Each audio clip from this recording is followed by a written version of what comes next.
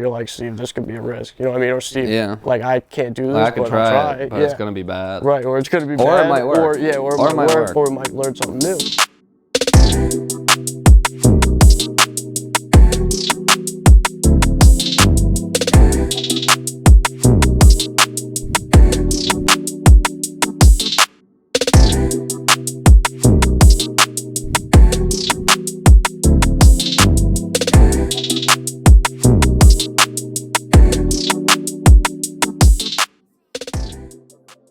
Okay, episode 2 of Cranberry Conversations. The first episode was more like a sample or like a test just to make sure we could actually do this shit.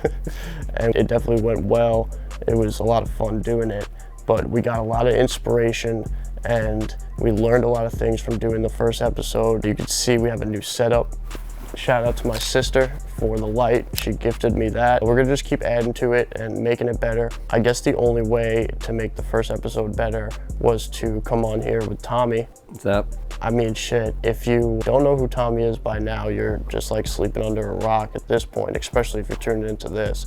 Why don't you just tell them where you're from, give them a little background, because like we're super close, just so they can get an idea a little bit deeper. What's up? Tommy from Rochester, New York. Shout out to the 585. Went to school in Buffalo. Been living in the city for the last 2 years. Yeah, because that's kind of where we met. I met you through Sean. I had him on my old podcast, my ex podcast. That's gonna be talked about today too. It's been a while. My first impression was someone that definitely was like a kid, but very advanced in education and knowledge of the camera field. And you present yourself well, you structure yourself well. And I just remember that being early on, because that was years ago now. What were you at the time? 19 years old. 19? What was your first impression of me? Do you remember? Well, this goes way back to just Instagram posts. Right.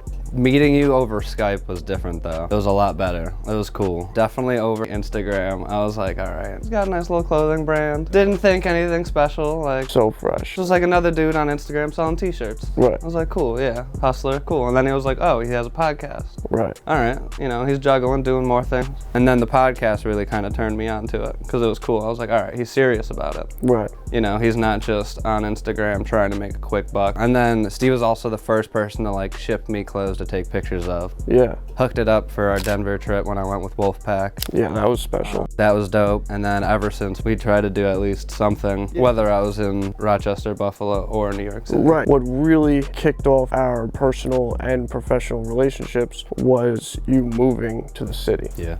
So for sure. My impression of it, at least, was that you were coming to the city, you knew I was down here, and you were looking for people maybe to work with and do camera stuff, and maybe you saw an opportunity to not only meet me, but meet other people and stuff like that. I didn't even know you were that close. I got a package from you and it said Melville, and I was like, I don't know where that is. Right. And then I got down here and he was like, yo, we're hella close now. I was like, oh, cool. Finally looked up where Melville was, saw that it was literally a 45-minute train ride away. You know, that was so interesting to me because that was a huge event. It was our biggest yet. I think we had 300 to 500 people throughout the whole day. It was crazy. There were so many people. So many people. Oh my gosh. It was nuts. And in and out. In the height of COVID. It was crazy. And we talk a little bit about it on the next episode too with the special guest for episode 3. But that event meant a lot to me. I knew it was going to be big. People were dying to come out. Seriously. Anything to do because no one could do anything.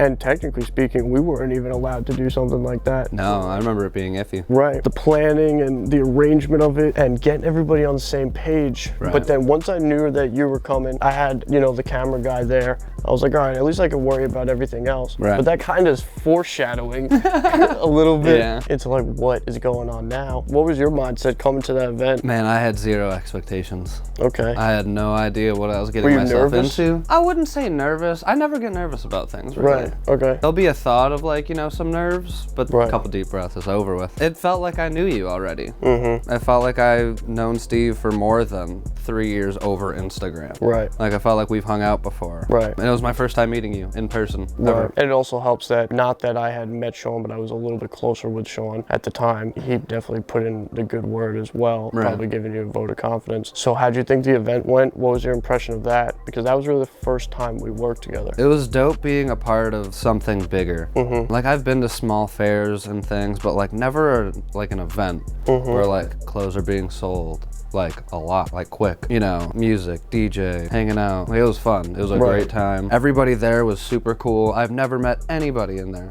Literally met thousands of people that day that I've never seen before in my life. It was crazy. And now I see them often. Right. So it's really cool. It was, what, like 2 months into me being in the city, maybe? Oh, yeah. Not that I didn't have friends, but like I didn't know anybody in the city. Right. Now I run into people on the streets. It's crazy. That kind of stuff is like everything to me, because what we do is like 90% digital.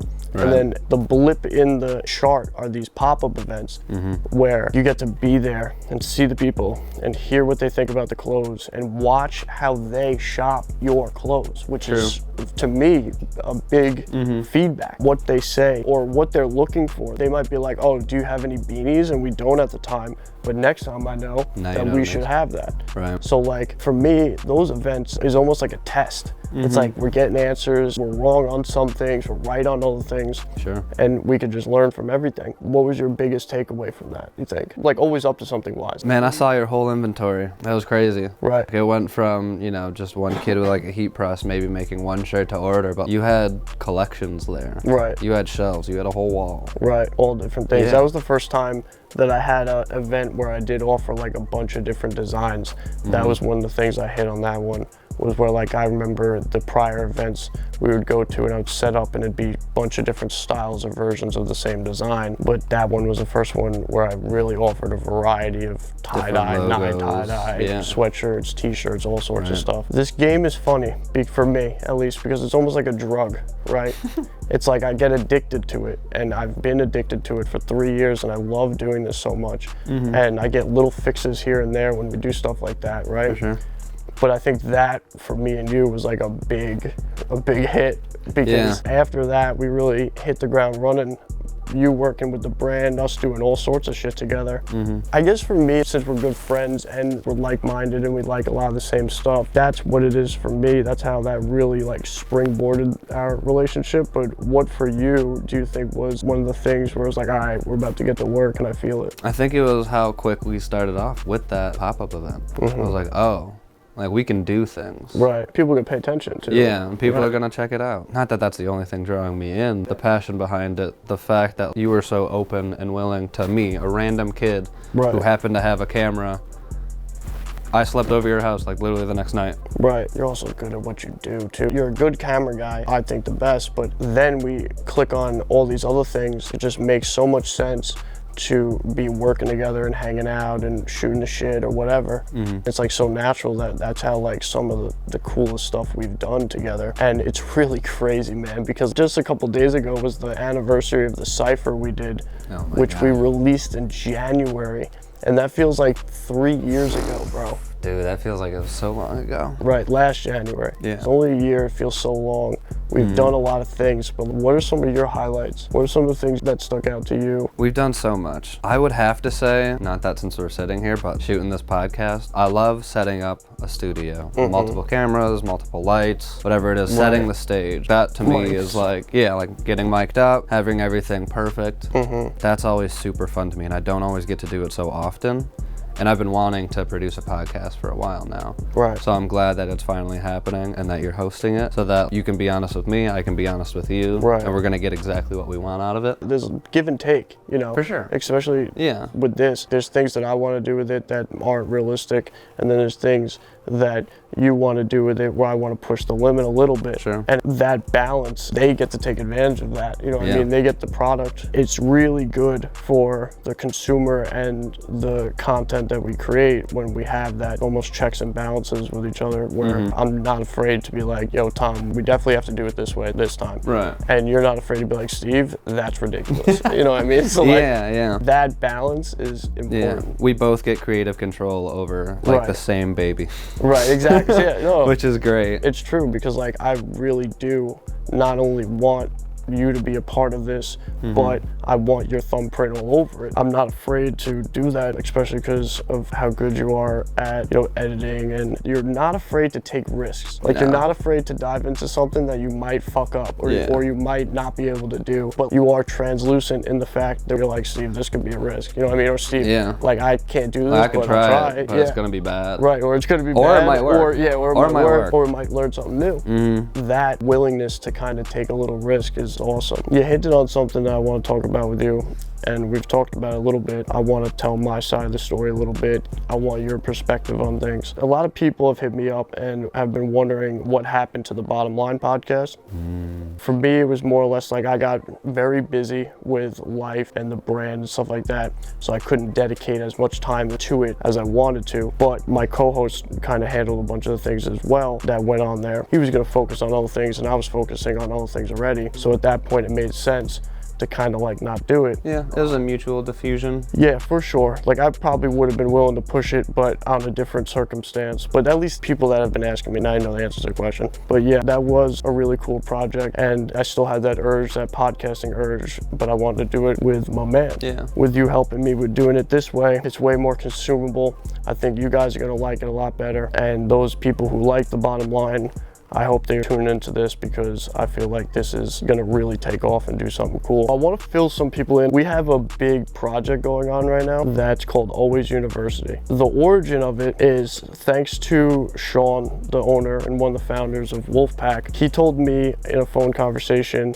that he felt that I was doing a really good job putting out, like, if I was a music artist, that I was doing a good job putting out singles, but I should be working on like an album. If you can get that analogy, that's kind of my mindset coming into putting out Always University. But the inside joke to it, honestly, is especially during the pandemic and people are starting their own stuff, and a lot of people were hitting me up because they already knew I had a clothing brand started and looking for help and tips, which I'm open to give as long as someone reaches out to me. Like, I'm not gonna go out handing out fucking advice. Yeah. But like, dude, people take advantage of that shit. That just comes with the game and when you're doing the right stuff. It means you're doing something right. Right, exactly. But the inside joke to Always University is that for those people that are paying extra close attention to what me and Tommy are doing, you could come to school at Always University and you could take all the classes. I'm just saying, I'm open to it, exactly. Just come, enroll, take a couple classes, we'll hook you up, we'll get you the books you need, all that. I'll see you in the cafeteria. We got you, don't worry. So you come to class. Pull up. Yeah, and we'll teach you what the fuck's good. So now that we got a couple of those things off the table, let's talk about Always University. Let's talk about some of the plans that we have for it. Get into it. How do you like the logo and the initial design, the panda one on my hat? That one goes stupid, I have to say it. Yeah. It's so crazy. Yeah, I like the full version because, you know, the school's got to have like a solid logo and it's got to have a solid mascot. And we haven't named the mascot officially yet. We're still working names. We're getting close. We're dialing in. Yeah. The design team, though, knocked it out. Oh my God. Shout out to some of the guys that have been helping me and Tom bring some of this to life. First on the list is Cam. Cam was someone that when I first started Always Up to Something, I met him at a pop-up for a music artist. We were both smoking a cigarette outside and he was telling me he's a graphic designer. And I said, hey, if I ever start a brand, I'm gonna hit you up for it. So 6 months after that, I said, you know, Cam, let's do it. Do this, this is my idea, this, that, and the third. He came up with the first designs ever. And we were actually gonna kind of do the brand together. But then he went off to the Navy, he got very busy. Recently, he's almost done with his duties there.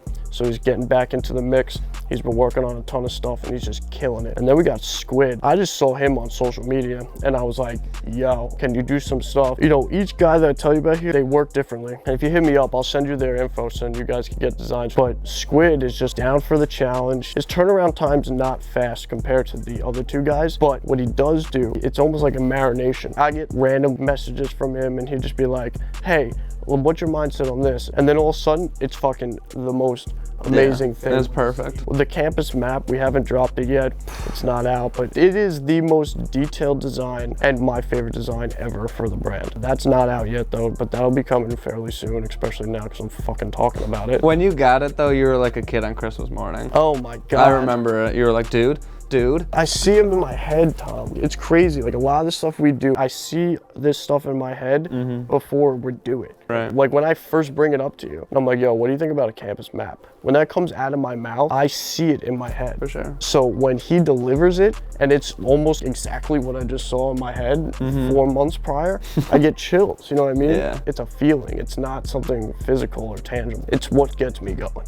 It's like when I get to think of something and then it's on a fucking hat. Yeah. You know what I mean? You can finally have someone take your thoughts and make it physical. Right. People buying them and supporting it and sporting it is amazing. It's like really one of the best parts of this. But the internal feeling, you know, of creating something new. Yeah. I'm sure you could relate on some of the designs you've done for this. For sure. So any cookie design that we do and do in the future is all Tom. Holla. Talk about that a little bit, because like you're not a graphic designer. No, I'm not a graphic designer. Like I'm talking about these dudes and you're not one. Yeah, I do not compare to Squid, Cam, Eddie, any of them. But then you do something like that and it's fire. It just kind of happens. Right. I spend a lot of time on YouTube.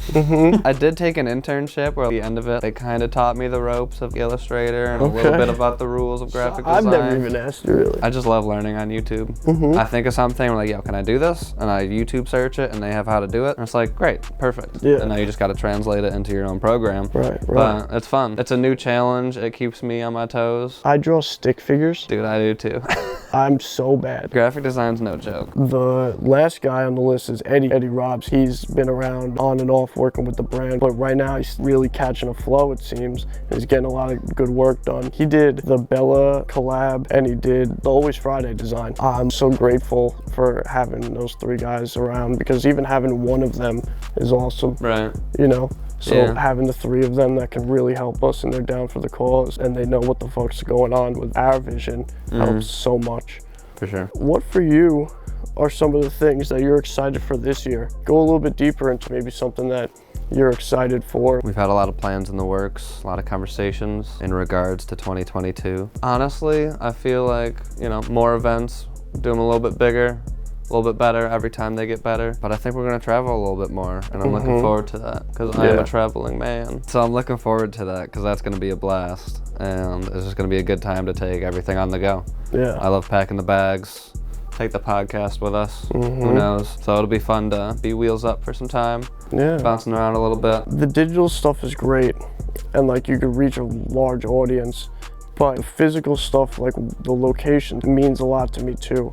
So being able to go to a different spot and create, or go to a different spot and take photos, or go to a different spot, even just to plan out shit, and just be in a different environment. I've created a very cool environment to be in here, and it's very comfortable, and we're very used to it. So when we get down here, we get right to work, and we know what's up. But going other places too, still just like get inspiration, or to just like get some experience that helps build the brand a little bit too. Yeah. I'm super excited about that stuff. What are some things that you're hyped about for the podcast this year? You were given an Oculus for Christmas, so I'm excited to kind of dive into VR a little bit, have some fun interactive things for the audience. So hopefully we'll get into that, because I've never done anything about that. Let's talk a little bit about what are some of the stuff that we tune into. You know what I mean? Like, because obviously people consume this content, and maybe they're curious about the stuff that we like to look at or watch, or the stuff that inspires us. We're into extreme sports. Okay. I don't know what that is. Like, why? Maybe it's a man thing. Yeah, like maybe. a masculine urge. I used to skateboard. Yeah, to need to watch people bailing on rails and stuff. Right. So I think mine's like an extension of that. Me too, because I was the same way. Yeah. Tried skateboarding, could never figure it out. What do you watch in your free time? Are you cartoons? Are you Netflix? Depends. So the free time is different. If it's free time with my lady, shout out to Harley, we're usually watching something on Netflix. If I'm by myself for the day, I'll probably watch something on YouTube, whether it's some sort of tutorial on cameras or graphic design or something like that. Yeah, mine's probably, I'm either watching Looney Tunes or I'm watching like a skateboarding video or a snowboarding video. We were watching them this morning. Yeah, I love the snowboarding videos because it's so aesthetically pleasing. The music's always dope, and then like watching those guys do their thing is like so impressive. Yeah. I didn't want to bring this up, but I'm gonna bring it up because we've been talking about a whole bunch of bullshit today. All right. I'm very sorry about your bills. All right. Okay, we don't have to talk about these guys. Let's recap the year a little bit. How do you think the year went? What do you think went wrong at the end? What's your overall Bills official statement. Dog, I don't even know enough about football to be given an answer like this. But I know Sean and Harley might be looking for one. No, You're on the pod, man. You gotta put on. You gotta put putting on. me on the spot. What can I say? Hard fought year. Did what we could. Executed when needed. Some unfortunate things happened. Some things out of our control. That game was so good. Best game of the decade, I think. It's up there. I think it's up I'd there. have to do my research, but it's I up would there. too. The Saints had a rough year. Shout out to the Saints, holding it down. But the Bills definitely had a good run. It was nice to watch them play. But now we root for the Bengals for my dad because my dad's a big Bengals fan. And we don't mind Joe Burrow. We kind of like him. He's a stud, bro. Are you kidding me? For sure. He's a stud. Yeah, great haircut. I mean, the guy's phenomenal.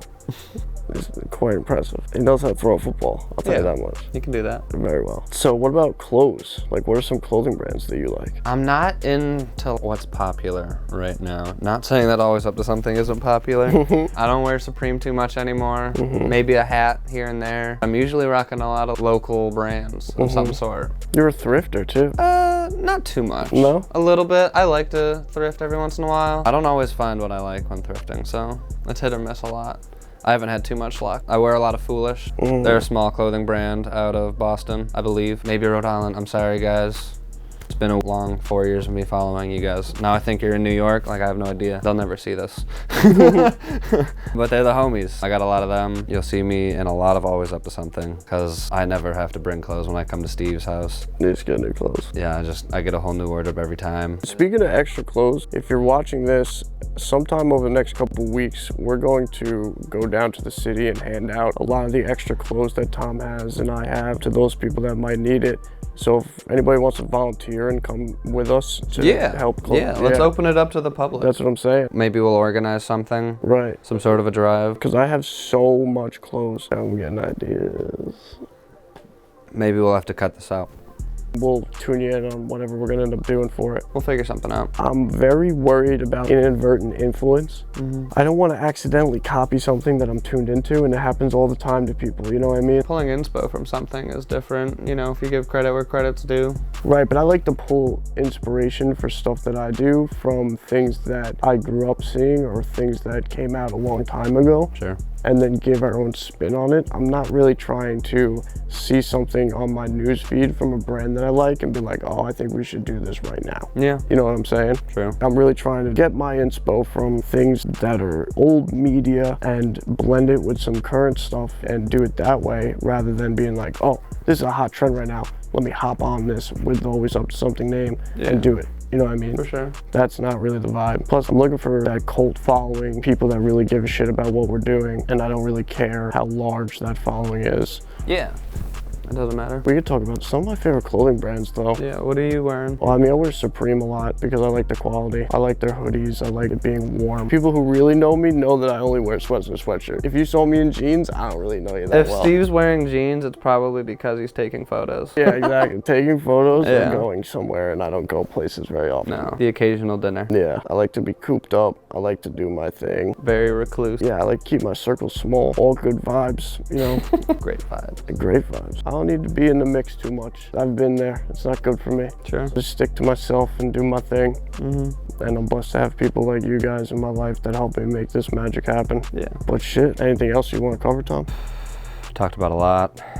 I had no expectations coming into this. Third time being in front of a camera for a podcast. Right. You're a behind the camera kind of guy. I'm a behind the camera kind of guy, so being in front is definitely out of my comfort zone. A little bit. So thanks for pulling me out. Yeah. I'm sure that you'll be on here a little bit more often with this thing because I'm sure there's going to be some episodes you might want to sit down on too. Because it's not always going to be just two people. You know, we might have a third. We might have a couple people. We got a lot of cool stuff. But I guess it's a good place to wrap it. For sure. Tommy, man, thanks a lot. Of course, brother. Yep. We got a lot to do this year. Yeah. It's going to be special. I feel like we got a good checklist, and even if we get half that checklist done, it'll be a year that we're going to be very proud of. I mean, I hope you guys like this episode. You know, this was really me and Tommy just talking our shit, but next episode's big, and it's with another great friend of mine, Aggie Dave. So if you got this far in the pod, then you get to know that we sat down, we had a fucking great conversation. Yeah, it's obviously already recorded. Yeah, obviously. I mean, I'm super excited for that one because we have a lot of cool conversations down here. and that was the first time that was really on camera and recorded, and I think you guys are gonna like that. But right before we go, we got a quick plug here. I want to shout out a local clothing making company that all you guys can go to and get either one-off pieces or a full run of clothing from, because a lot of people hit me up, where can I get embroidery, where can I get t-shirts made, hoodies made, where can I get the hoodie itself from, let alone the printing. But listen, I'm filling you in right now. Local Tees, Long Island, custom printing apparel. They're in East Northport. You're gonna meet Solon. He's awesome. I mean, I brought you there. Great guy. He's an amazing guy, very hospitable, and he takes care of me very well there. LocalTeesLI.com. You can email them at info@localtees.com, or finally, you could call them too, but I just pull up and go say what's up. 516-361-8653. But call Solon, you could get a whole bunch of stuff done. You could get jerseys done, you can get stickers done, you can get whatever. But that's the guy who helps me with a lot of stuff that I'm not making in-house. And I think that you guys should go check him out because he's a great guy, great quality. That's a wrap on episode 2. Tune in for episode 3. Hope you guys enjoyed it. Have a good one.